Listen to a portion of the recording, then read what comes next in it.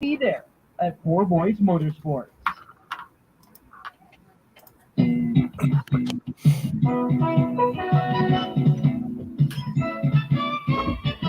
This is the Morning Sports Desk for Friday, October 13th. Corey, it's a Friday, and that means we're doing our activities director check around across central Minnesota. This week, we are joined with Matt Radniecki, the activities director over at New York Mills. He's joining us live on the Morning Sports Desk this morning. Hey, Matt, how's it going? Doing pretty darn good. Hey, Matt, let's talk a little bit of New York Mills football. How's that been going for you guys this season?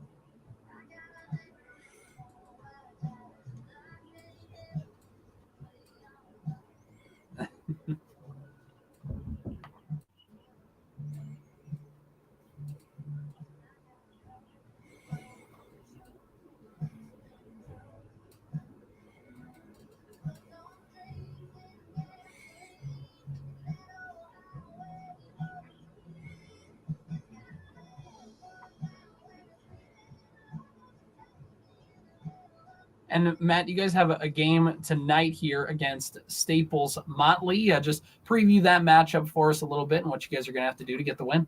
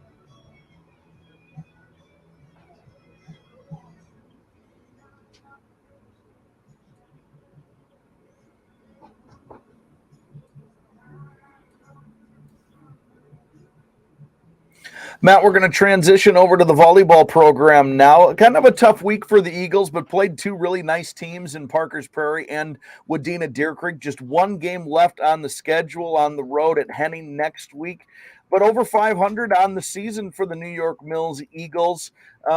What's the breakdown of Eagles volleyball this year as we prepare for section tournament play there?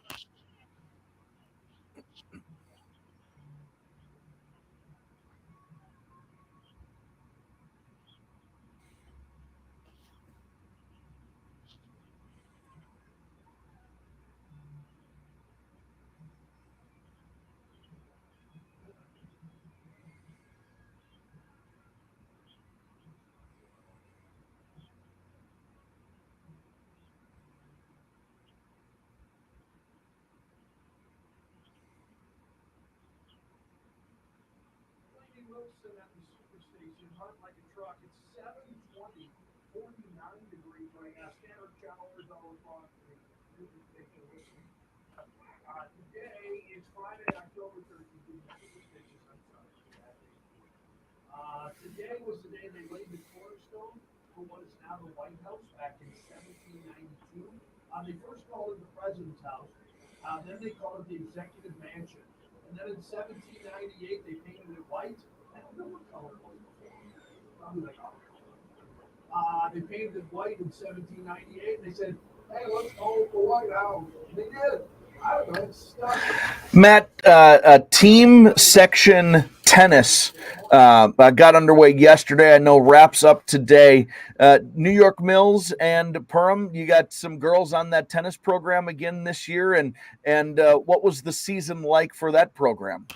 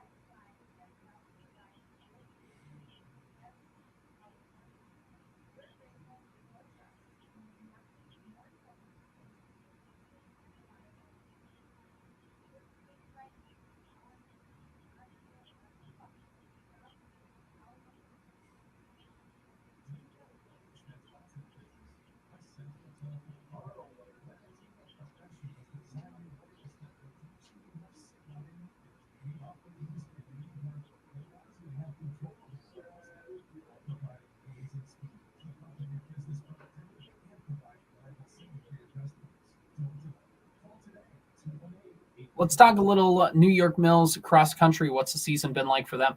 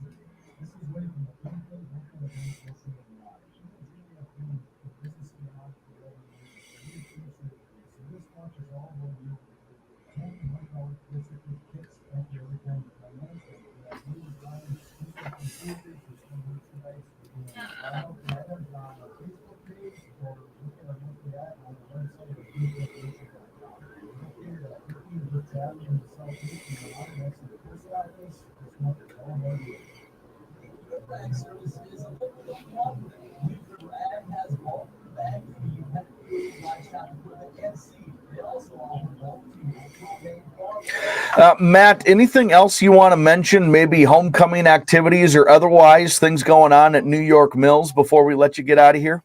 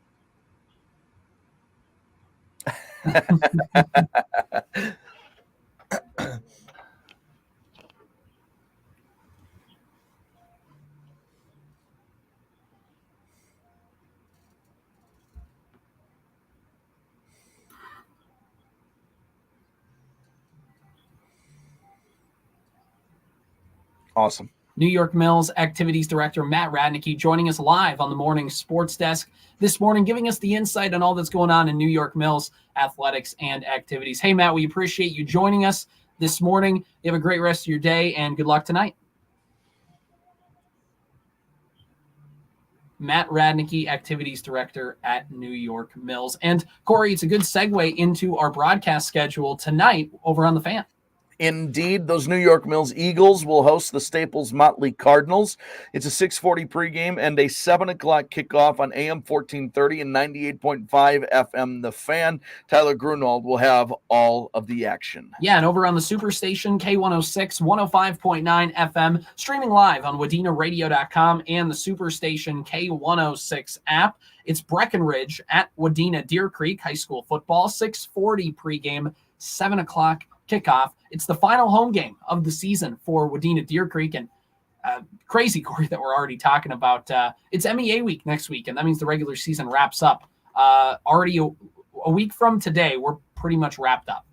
It was, like Matt mentioned, it was T-shirts and shorts weather when this season started just a mere 7 weeks ago. It's like T-shirts and shorts weather like 7 days ago. And it was like T-shirt and shorts weather 7 days ago, and I tell you what, if you show up in T-shirt and shorts now, I will not see you at work on Monday, I'm guessing. There's always one person that CJ's out with pneumonia again.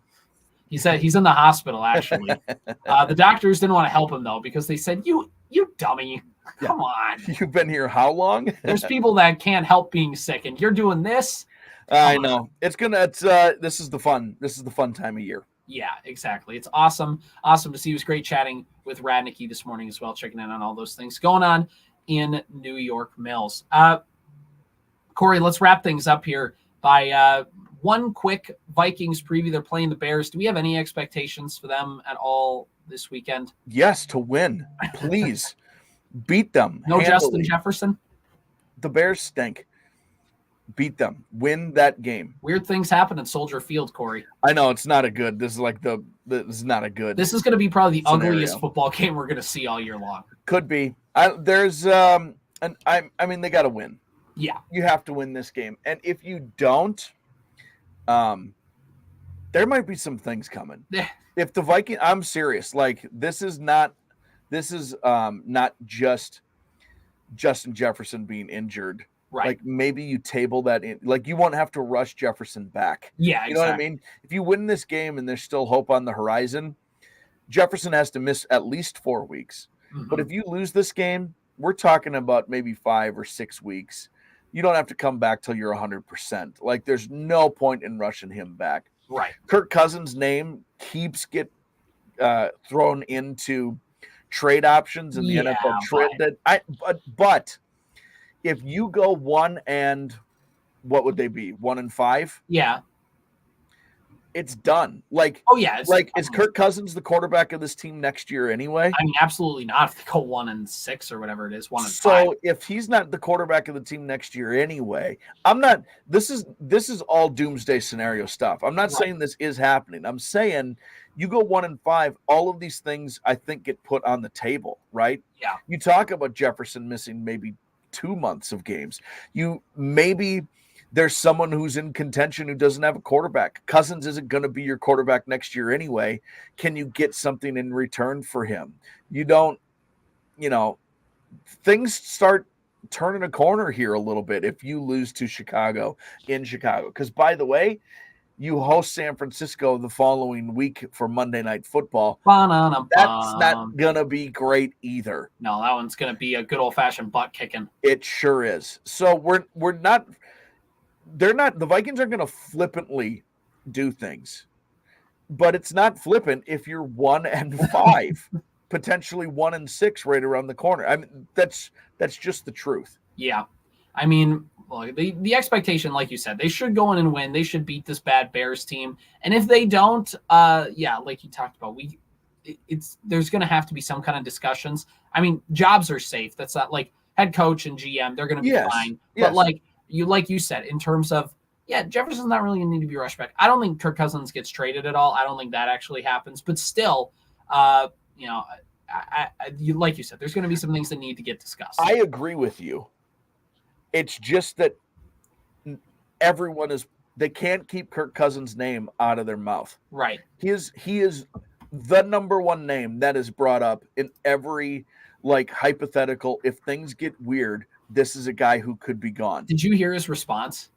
Somebody asked him, could you envision a scenario in which you'd waive your no trade clause?